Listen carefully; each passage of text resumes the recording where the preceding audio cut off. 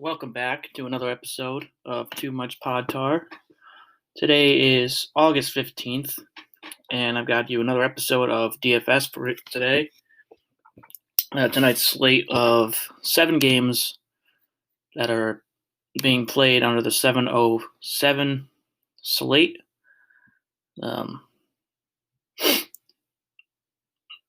You got the Red Sox, Yankees, A's, Giants, Mariners, Astros, Nationals against the Orioles, Rangers against the Rockies, Padres against the Diamondbacks, and then Dodgers against Angels as the latest game at 9:40. So, yes, so it's a pretty good slate, 7 games, and sadly we did not get all 30 teams playing today because a Reds player that, of course, was not named caught COVID. And so now the Reds Pirates game is postponed tonight. So it sucks, First time we're going to have all 30 teams playing in a while, and that happens again. It's just never ending, which hopefully it ends up, we get to the playoffs and you can do the bubble for the playoffs and get there. But yeah, anyway, I'm here for DFS today. Give you some picks. I'm here solo, so it'll be a quicker episode. Probably going to roll through these picks. Some of my favorite picks for, as always, pitchers, hitters, some stacks. It's kind of a lighter pitching day, of course. Yesterday was pretty solid day pitching wise. Today is a little bit lighter. Got some horses at the top, but then as you go down, it's kind of lighter. It's pretty, and then there's a lot of guys you can attack with stacks because of that. And so I'm going to give you some of my top pitchers. Just a reminder too, just make sure you follow. Now it's Primetime Sports Talk. Make sure you check that out. The new site's up and running. We're officially underway for that. So check that out on Twitter. And also, look up all the articles that we have. Scorecrow and Primetime are now officially combined into one group. A lot of guys, a lot of people in there that are very good writers, podcasters, you name it. And yeah, it's going to be awesome. So let's roll into this DFS for today and start off with some pitchers. At the top, you got Patrick Corbin for 10,500 on DraftKings. He's scoring 22.6 fantasy points per game on average. He's facing the Orioles. Orioles actually pretty good, though. They're actually only a game and a half back of the Yankees in the AL East, which is crazy. They've been off to a hot start. So, but it's Corbin. He's the ace to the Nationals.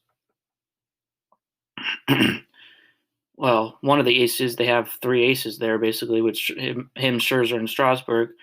But, he's one of the top guys. And his last start, he pitched 6 innings, gave up 5 hits, 2 runs. 1 of them was earned, 2 walks, 4 Ks. And that earned him 19.3 points on DraftKings that day. That was against the Mets last week. Earned the win. And then his other 2 starts, he started 3 games. He went 5 2/3 against the Mets, the one before that. So he started against the Mets twice. And then his first start was against the Yankees on, in late July. In that first series, for the Nationals against the Yankees. He struck out 8 that game. Gave up just 1 run and was on a home run. 2 hits in 6 1/3. So yeah, he was solid in that first game. Only 75 pitches for 6 1/3 innings, which is very good. 102 is next, and then 87 in his most recent. So he hasn't scored less than 19.3 points, which was in his last start. So he's a guy you definitely pay up for pitching against the Orioles.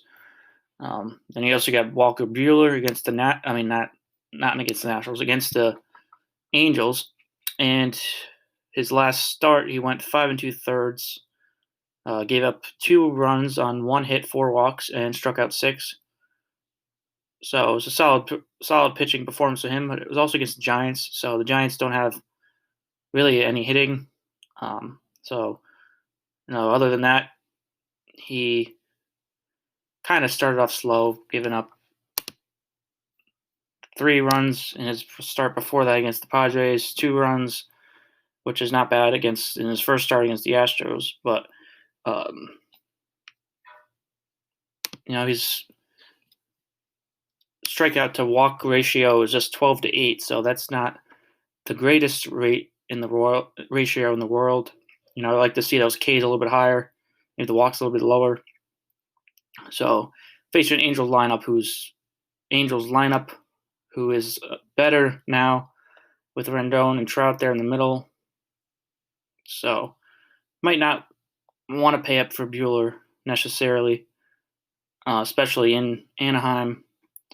But I don't know, maybe in a rivalry game like that, in the Freeway Series, maybe he'll build off his last start, or get and improve, not just build off of, but he wasn't the best either in that game. 6 Ks, 4 walks, so he definitely get better. And he was. I really liked him coming in. He was a Cy Young candidate for me, and I think he will start to get better as he goes. Just a lot of these pitchers, it's so tough because starting this like having such a long layoff is just so tough because they were not able to get fully ready for the season, get all the way pushed into it. So it's kind of tough. Pitchers have been, obviously, to start the year, they were just going not that many innings.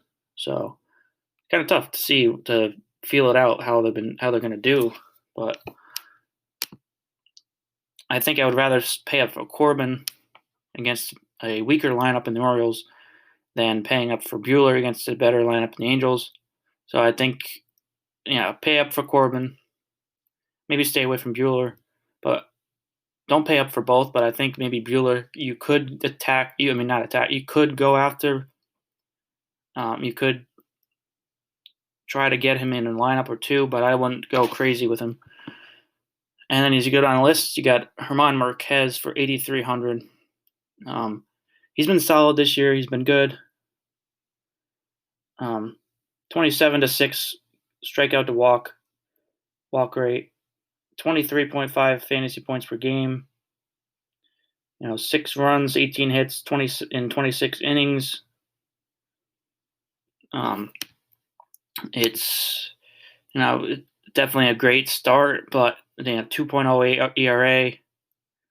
But he's also, of course, it's in Colorado, so I think I would much rather stay away from him in that game. I think I'd actually, as I get to this later, but in a little while, but I would probably stack for both these offenses. It's always the case it's in Colorado. A lot of times that's one of the chalkier stacks is both offenses who are playing in Colorado. But especially with this game, I think it's Marquez. Even though he's off to a good start, he's had a 40.6 hard hit rate against him. Average exit velocity of 84, 27% of his hits allowed have been 95 plus. So that's not really. It's not very promising moving forward. If he keeps continuing to get hit hard as he has been, it's not going to go well, especially today in Colorado, high altitude. I don't see him doing great. I think he's going to blow up. He's going to have a big blow up today. and I don't think his strikeout numbers are going to be sustainable as well, especially with the hitting, the way that how he's been hit hard. Um, so yeah, he's kind of a hit or miss guy. As I said, he's off to a good start, but I think it'll be for his first really rough start today. So I definitely see him blowing up there. Um, you know, he's not the greatest pitcher away from. I mean, at home. Yeah, let's see here. His last year at Coors, he pitched to a 6.26 ERA at Coors. Um, he's despite his early success, he's not invincible. He's going to be hit around today, I believe. And some of I guess I'll just roll into stacks too. I'm gonna kind of mash these together today, not really go in order. Just kind of since I talked about this anyway. Rockies or the Rangers hitters, you got they're pretty cheap as well, so it's a good lineup, good good stack to roll with, especially with the cheapness they have. Shin-Soo Choo is only 4,300, which is very cheap for a leadoff hitter at Coors Field, and he's got a 390 expected WOBA against right-handers this season. Average exit velocity of 97.1, hard hit rate of 48.1% against right-handers. So he can definitely do damage today, and that's a very, very, very, very good value play for only 4,300. And then you got just $1,000 more, Joey Gallo, and his numbers, his StatCast numbers off the charts. Against right-handers is 53.5% hard hit rate, 101.5 mile per hour exit velocity, and 44.2% fly ball rate. And so he's a guy that he can definitely hit a home run today, get hit one out. If he squares it up, it's going out there at Coors. Just the type of place that you square one up, guy like that is gonna hit it out. So definitely see that there.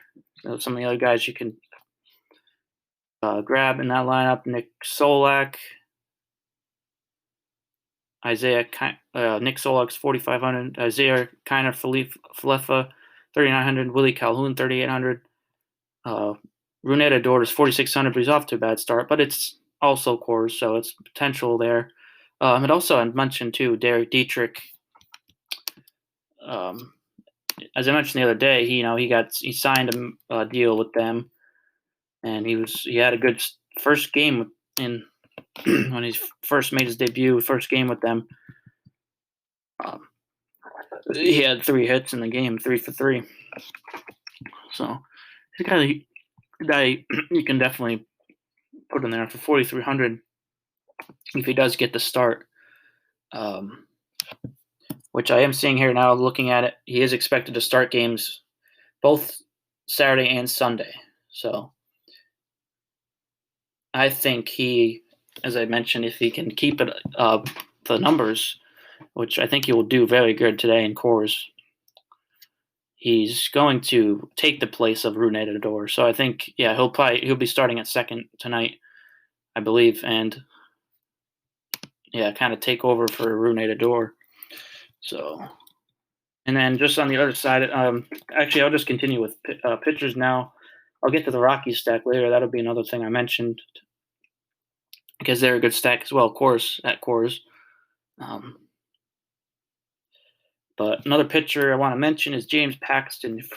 He's at 8,100, and he faces, of course, against Boston, who do hit. There are some guys in the lineup that do have hit him in the past, which I'll get to.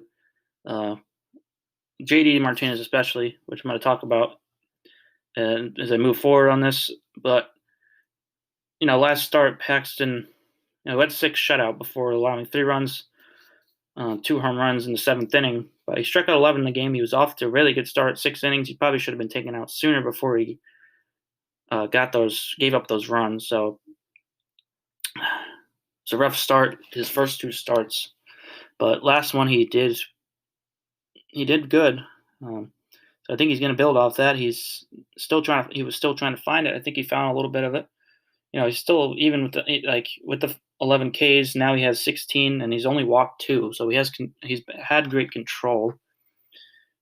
He's got a 13.7 swinging strike rate, and last year he did good against right-handers, which is the Red Sox lineup has a lot of right-handers, pretty right-handed heavy.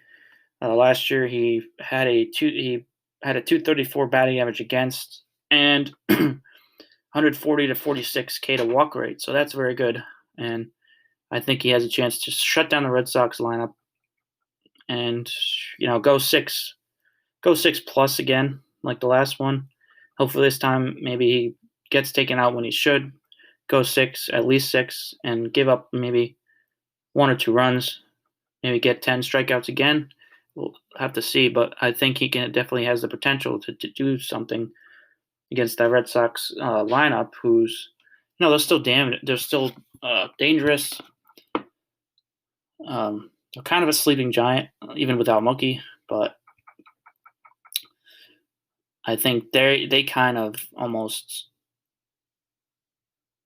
go along with their pitching. They're just, when their pitching is so terrible that their hitting is just not going to be there either, because they're not getting it. They're going to give up so many runs. They're going to have to score 12 runs a game to win, or whatever it is, 10 runs a game. So I think they might just, I don't know. But I think it's good potential for Paxton to do some damage against the Red Sox lineup. But the other way, I think, honestly, potentially a good value pitcher is Nathan Eovaldi. And you're going to think I'm crazy for saying this, but he's 6,500. He's actually done really, really good against the Yankees hitters in his career. So it's not the craziest thing in the world. I mean, obviously it's at Yankee Stadium. The Yankees put up 8 runs yesterday, or 10 runs, I'm sorry.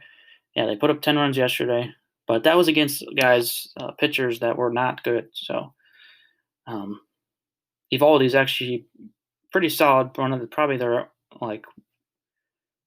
only one of their 2 good pitchers. So they don't have many good pitchers. He's probably one of them.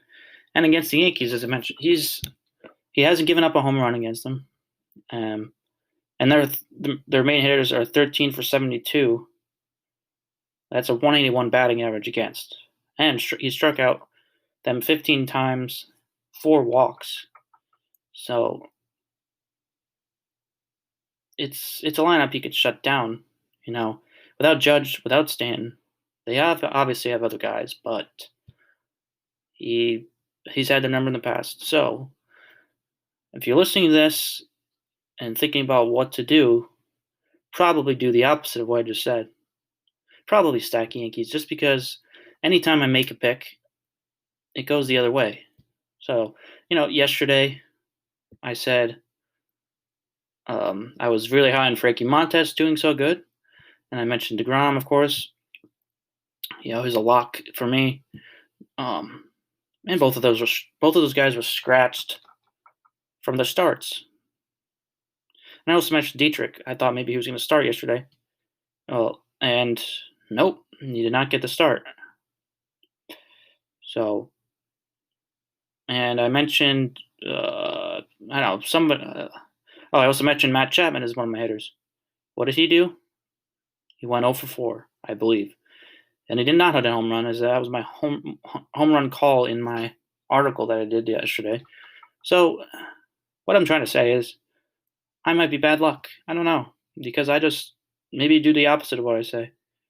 If I'm saying Nathan Eovaldi has been so dominant in his career against the Yankees, and he's cheap, a good value, maybe don't, because maybe the Yankees are going to do damage against him today. Maybe it'll be the day that he doesn't shut them down. Maybe it'll be day. So, you just never know. It's DFS, it's fantasy, it's baseball, and it changes on a daily basis. You never know what's going to happen. So it's just so hard to predict. So hard. Maybe I'm right, maybe I'm wrong. Maybe I'll be right, maybe I'll be wrong. Who knows? But anyway, I want to move on to some hitters I like. I like, as I mentioned, JD Martinez, one guy in the Red Sox lineup who's been the most dominant against Paxton. Now, he went 0 for 4 strikeouts yesterday, but that was against Garrett Cole, the best pitcher in the league, or at least one of two, him and DeGrom, of course. That was against him, and that was against Ottavino.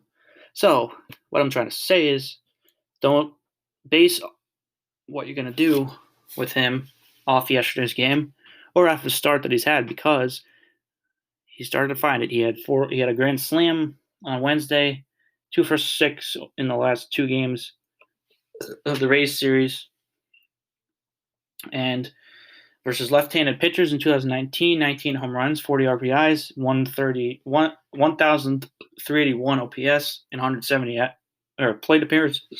Excuse me. And against Paxton, like I mentioned, 7 for 17 with 2 homers in his career.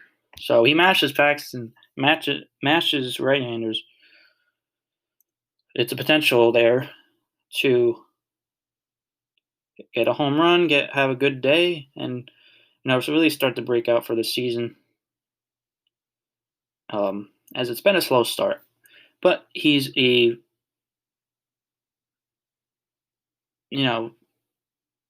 still such a good hitter. He's bound to put up numbers and I think today's the day he does it. I actually called JD Martinez home run yesterday off of Garrett Cole, but I think today is the day. Actually, I'm going to move it to today. It's going to happen today. Solo shot, first inning. Paxton's not a good first inning pitcher. So, first inning, then it would probably be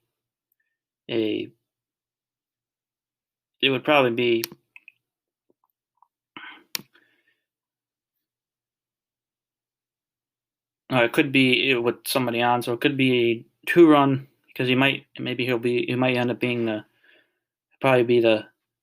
cleanup hitter. So either maybe he might bat third. So depends on what they do with the lineup, but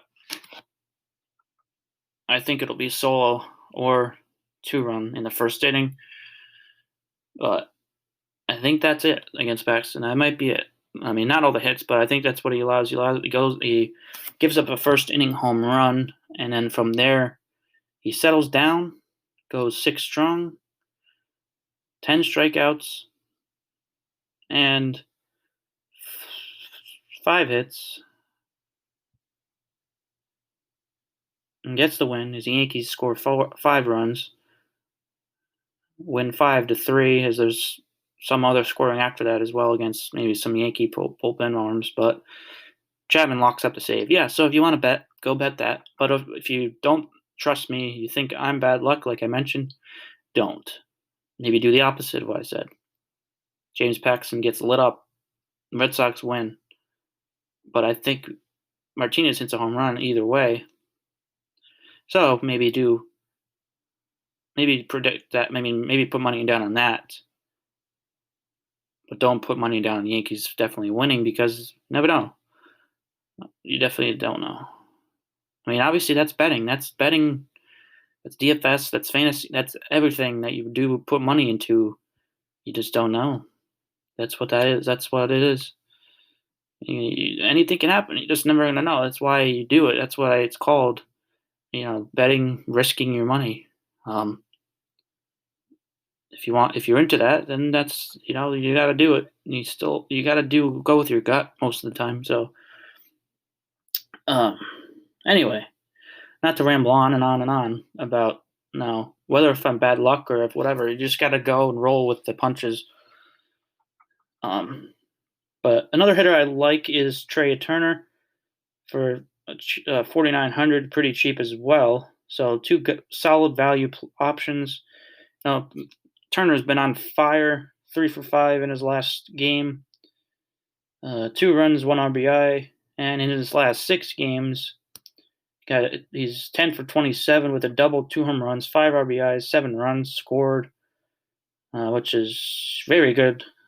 Today he's facing the Orioles and Wojciechowski, Asher Wojciechowski. So it's a good matchup for him, I think, and he, his scores getting 3 hits yesterday against the Orioles. So I believe he will be very good today. He's yet to have a stolen base this year, which is, something you bake on it with him to get some stolen bases, especially in all season fantasy. That's what a lot of people draft him because of that stolen base potential, but not any so far this year. I think today could be the day that he gets his first. Not officially calling it, but I'm unofficially calling it, I guess you could say, or officially, unofficially, whatever way you want to say it. So if it happens, just remember I called it, but not officially. So, I mean, me having him as one of my hitters, even if I don't say they hit a home run, it still counts for me. If they get a stolen base, it still counts. You still get the points. If you get a lot of points with them, that's a good call by me. Just get a stolen base, get some good points there. So, yeah. So I think JD Martinez against Paxton, and also another note on him as well: 13.5 barrel percentage, expected slugging, which is 502, which is way higher than his actual slugging.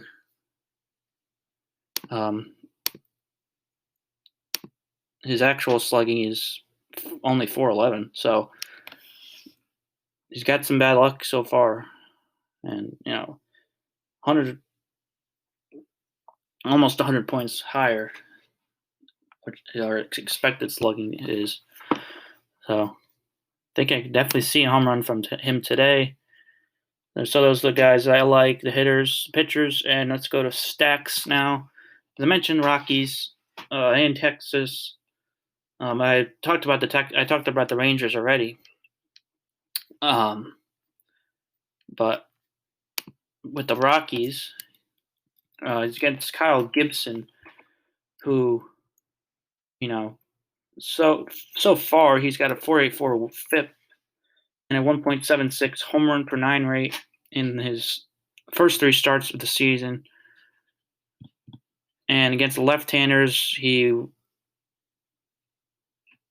last season he had an expected WOBA of 349.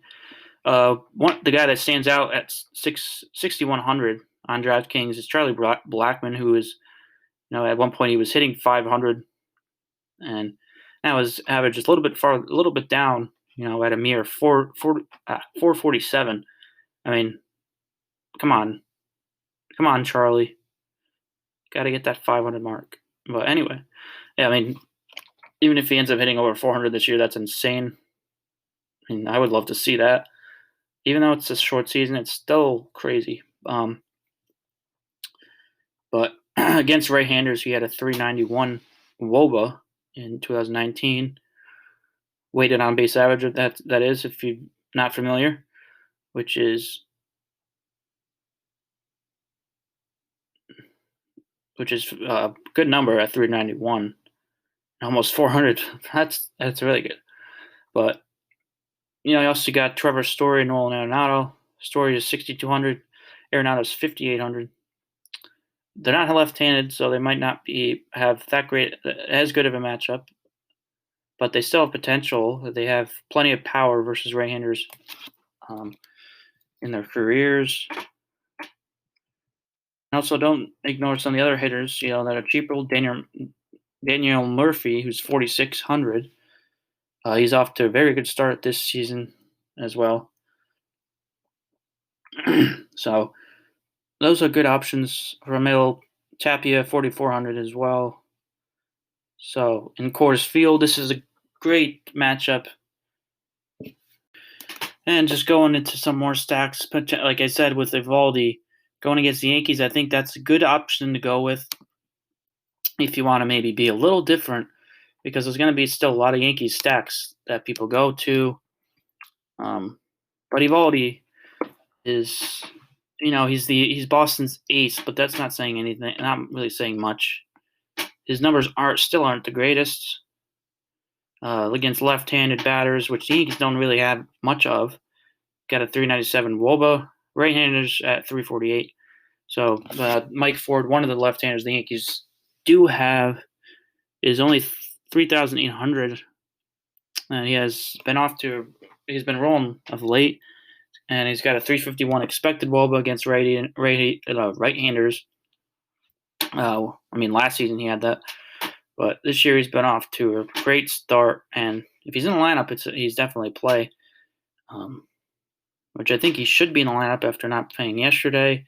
Clint Frazier got the play there at DH, so I think Ford may get in there today. Just depends on where they go, because Frazier he's been good too. He had a RBI double yesterday, so it's just he needs the at bats too, but so does Ford. They both have need match at bats, but you got to Voit at first, and the Yankees outfield, and obviously without Judge Stanton, but they also have Tauchman, Hicks,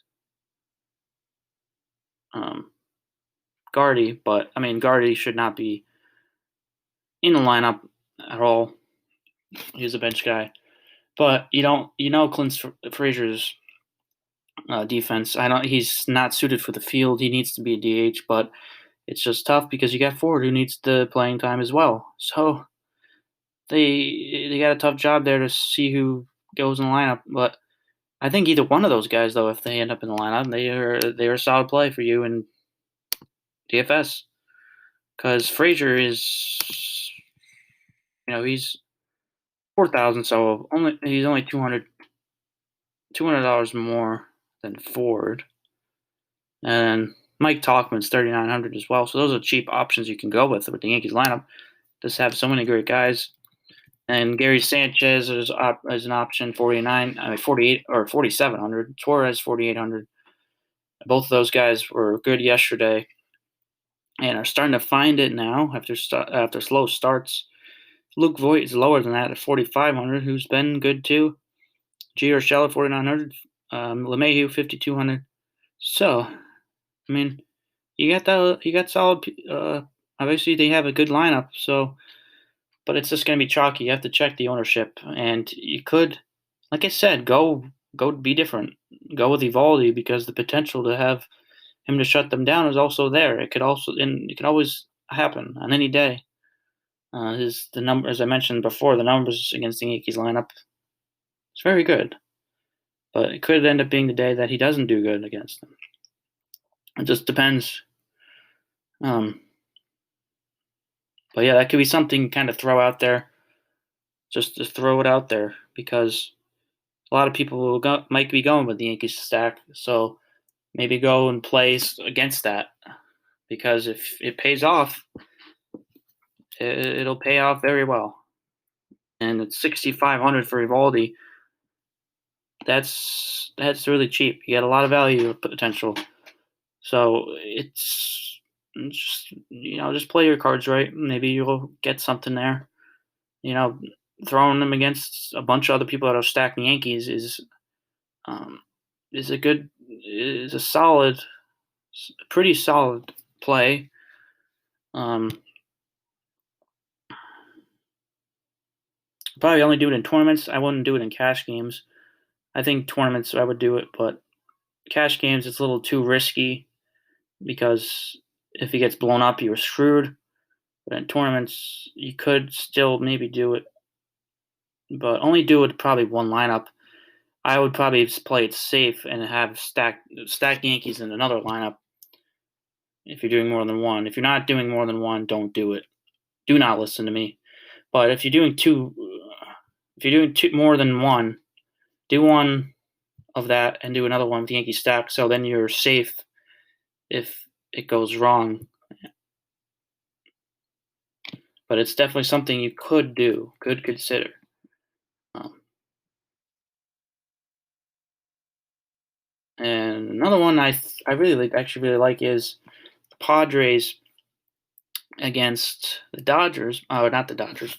Against the Diamondbacks, who are throwing out Alex Young in place of Madison Bumgarner, 7,100 only for him. Obviously, that's the pitcher. So I I really like that.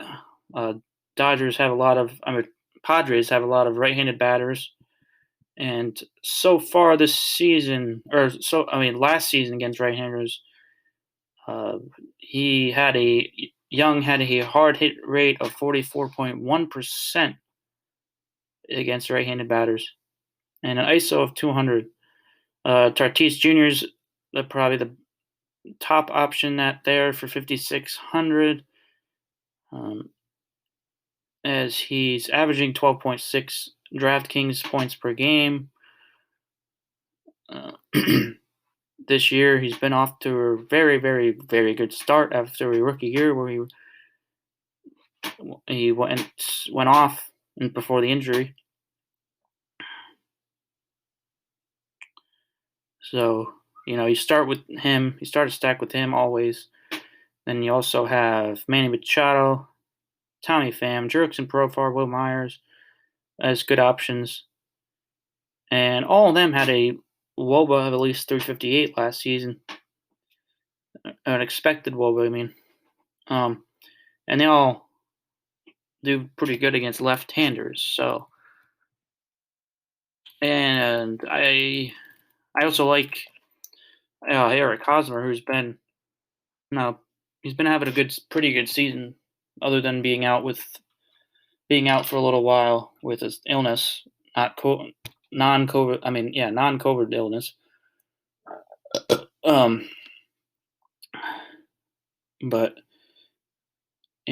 like as we said with his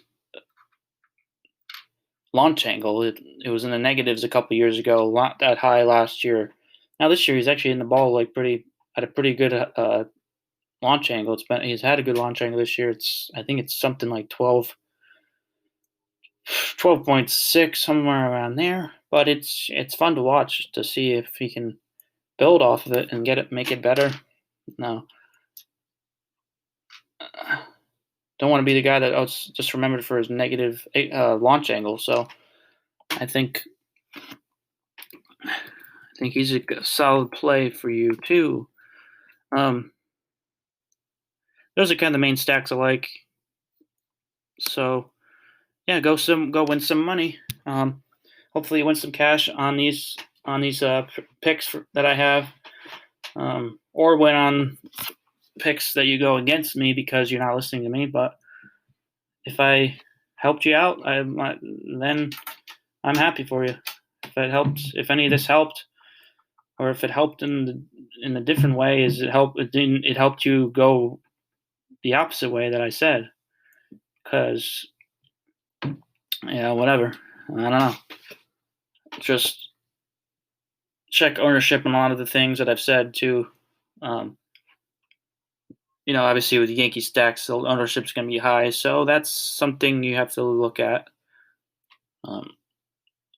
Especially if you're going to think about doing a volley against them. Ownership is key there if you're going to do that,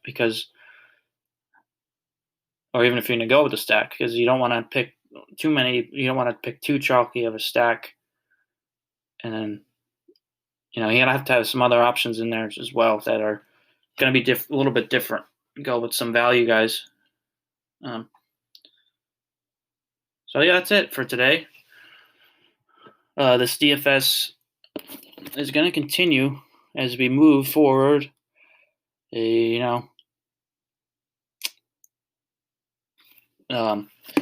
It's going to be interesting to see how this plays out with all this bubble talk, this COVID shit,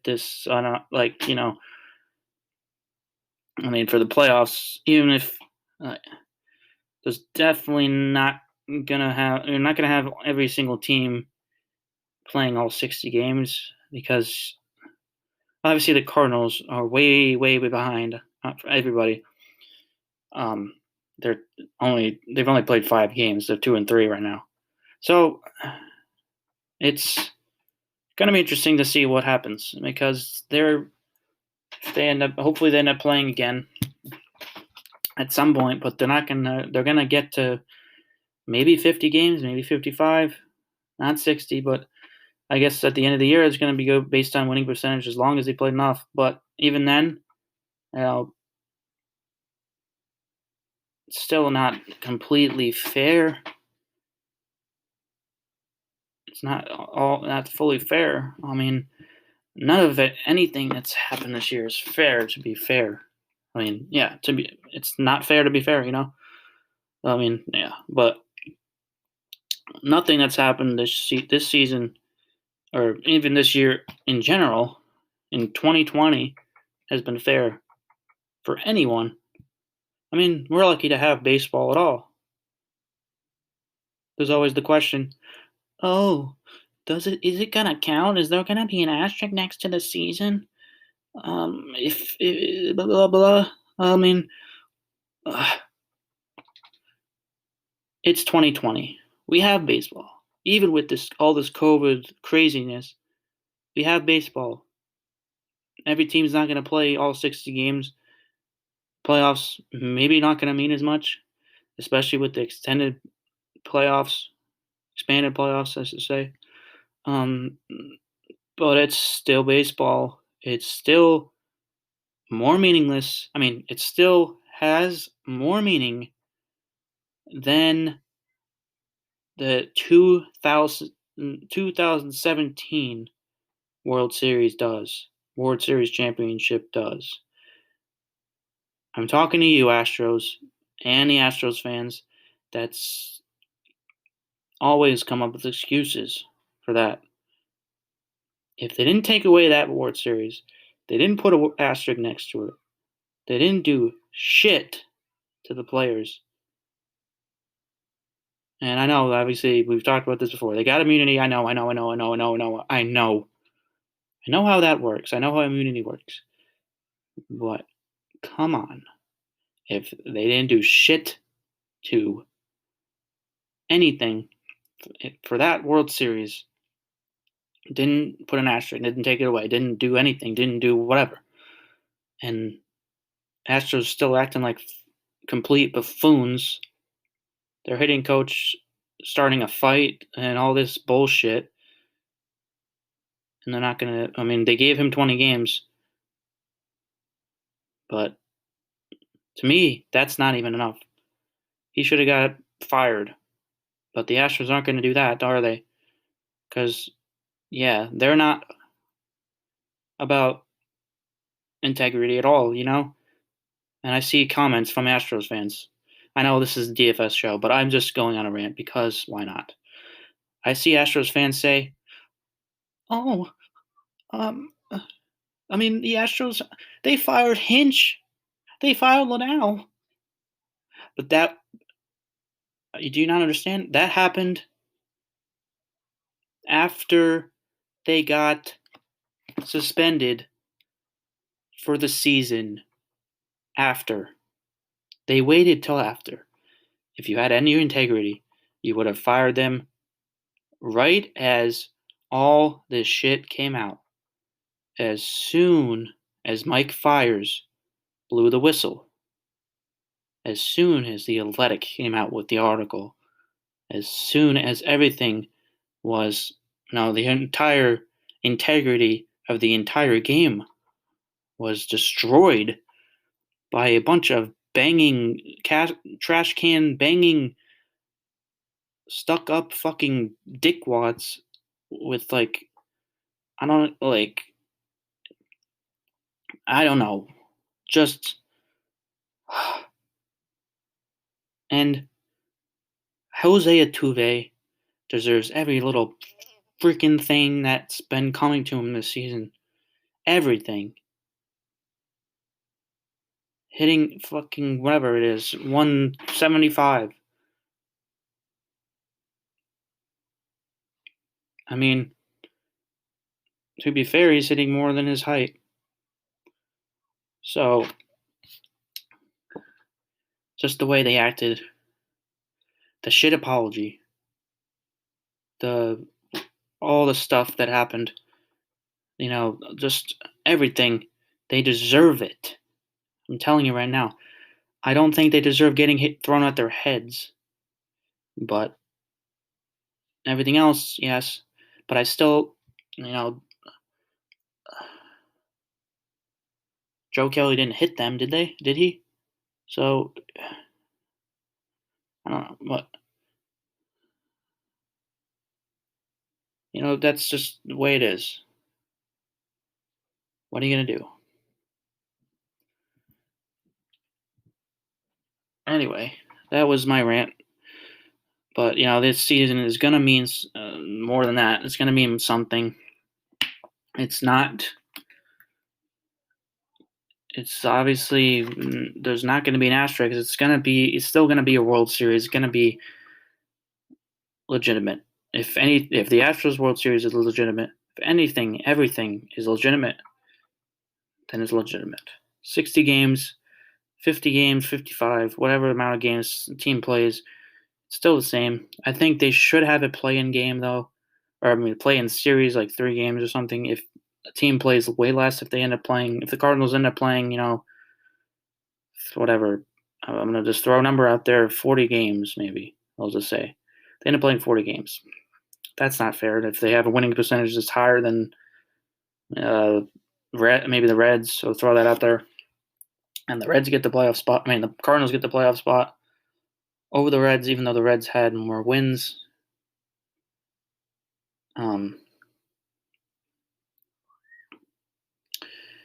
I think that wouldn't be fair, and maybe that wouldn't be as legitimate, especially if the Cardinals went far in the playoffs.